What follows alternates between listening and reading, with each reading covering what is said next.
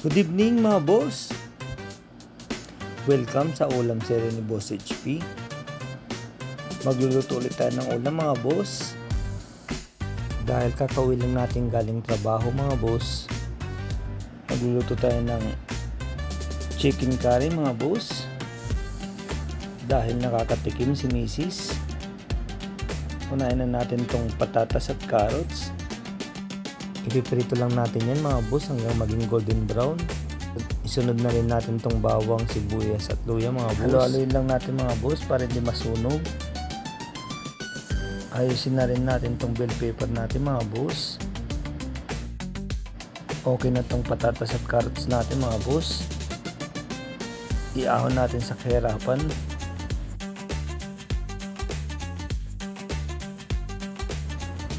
Mag-isa na tayo ng luya, bawang at sibuyas mga boss.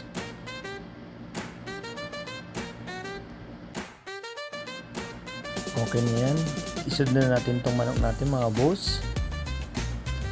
Halo-haloyin lang natin para hindi masunog. Shout out pala dyan sa mga family and friends ko. Maraming salamat po ulit sa paglalike and share. Lagyan natin siya ng laurel mga boss. Hindi rin magpapaiwan tong patis at paminta para naman may lasa na yung manok natin mga boss. Halo-haloin lang natin mga boss. Takpan muna natin para mas mabilis lumambot yung manok natin mga boss.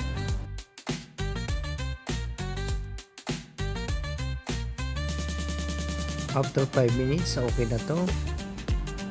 Lalagyan na natin siya ng kokomama.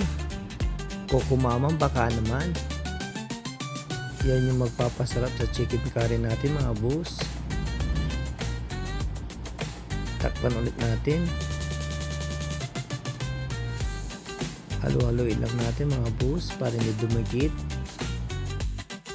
Ilagay na rin natin tong curry powder natin mga boss. Sakto lang. Tamang-tama sa niluto nating manok ngayon mga boss.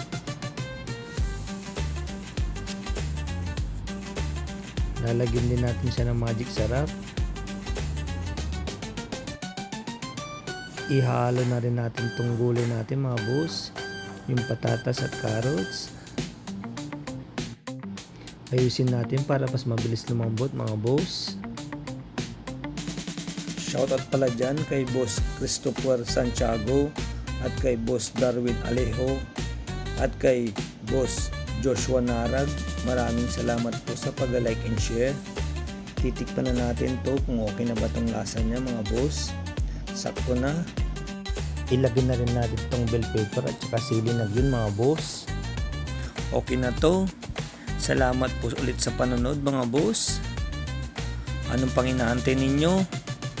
Kainan na. Thank you Lord. Panalo mga boss.